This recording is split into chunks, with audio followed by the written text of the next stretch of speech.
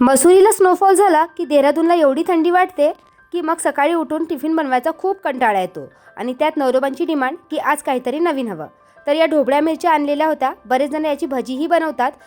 पण चला म्हटलं आज भजी न बनवता याची भाजी बनवूया आणि माझी रेसिपी देखील तुमच्यासोबत शेअर करूया.